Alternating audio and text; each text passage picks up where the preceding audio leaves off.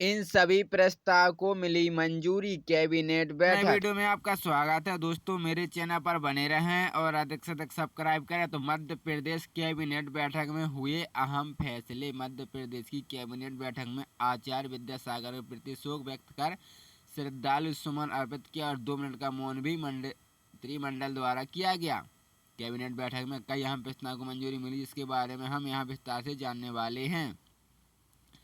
मध्य प्रदेश की कैबिनेट बैठक के प्रथम चरण में इंदौर उज्जैन 6 लेन का महत्वपूर्ण फैसला लिया गया है और यह फैसला लिया गया है कि उज्जैन और इंदौर के बीच सड़क बनाई जाएगी और इससे प्रोजेक्ट के लिए 17,000 करोड़ रुपए मंजूर किए गए हैं। सड़क निर्माण के लिए भी पीपी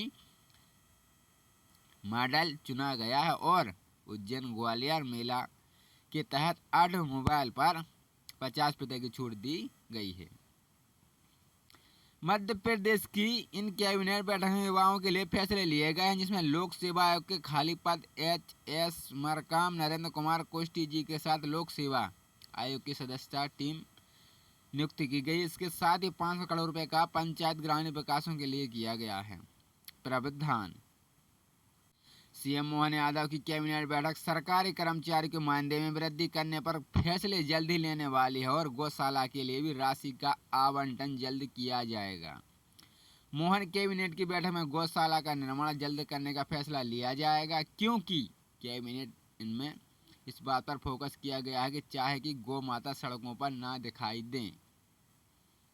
जैसे कि आप सभी को पता है कि अब रिटायरमेंट के बाद किसी भी पेंशन की सुविधा नहीं दी जा रही है। रिटायरमेंट का पैसा वह पैसा होता है जो कि कर्मचारियों के वेतन से कटौती करके जमा किया जाता है। इसके अलावा सरकार अपने द्वारा भी कुछ पैसे इसमें एकत्रित करके यह फैसला कर्मचारियों को ब्याज के रूप में लौटाया जाता है। जब आप रिटायरमेंट के बाद कर्मचारियों को कई सुविधाओं से वंचित कर दिया गया है, इसके लिए कई राज्य के कर्मचारियों को नुकसान का सामना करना पड़ सकता है। तो पुरानी पेंशन योजना की बहाली किया गया है कि पहले सरकार कर्मचारी रिटायरमेंट के बाद अनिश्चितता का सामना करना पड़ता था, लेकिन इसमें योजना के लागू होने से उन्हें स्थिति का अनुभव होता है। इसके कर्मचारी उनके परिवार की सुरक्षा सुनिश्चित होती है। पुरानी पेंशन योजना के लागू होने से सरकारी कर्मचारियों को सुरक्षा एवं आदर्श माध्यम मिलता है, जो उन्हें आने वाले विवादों से बचाता है। यह योजना कर्मचारी के हित को समझने हुए लागू की गई। इसमें समाज और सरकार के लिए प्रतिबंध विश्वास बढ़ता है। पुरानी पेंशन स्कीम को वापस लेने की मांग। क्या ओपीएस रैली दिल्ली के रामलीला मैदान में हुई, जहां लोगों ने पुरानी पेंशन स्कीम को वापस लेने की मांग की है। रैली में लंबे समय से यह मांग उठाई जा रही थी कि जिसमें आम जनता की आवाज़ सुनने का मौका।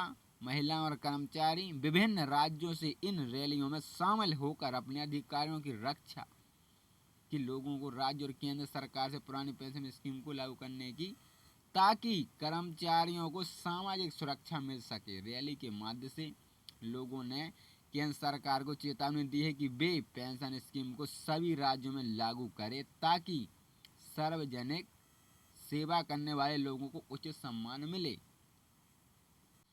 अब मध्य प्रदेश में कर्मचारियों की रिटायरमेंट आयु 65 साल ही होने का प्रस्ताव है। यह प्रस्ताव लोकसभा चुनाव से पहले लागू हो सकता है और इसमें लगभग 5 लाख कर्मचारियों को लाभ होगा। प्रस्ताव के अनुसार रिटायरमेंट होने की आयु को बढ़ाकर 65 साल किया जाएगा, जिसमें कई कर्मचारियों को ग्रेस पीरियड मिलेगा। इस प्रस्ताव को लेकर चर्चा जारी और लोकसभा चुनाव से पहले इसे पारित किया जाना है।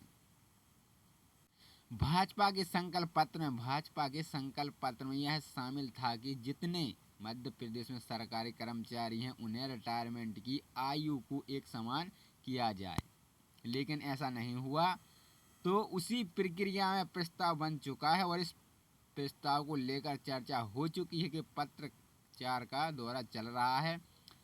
फाइल मूवमेंट कर दी है, तो निश्चित ही हो सकता है कि लोकसभा चुनाव के पहले सरकारी कर्मचारियों को एक बड़ा तोहफा दिया जाए।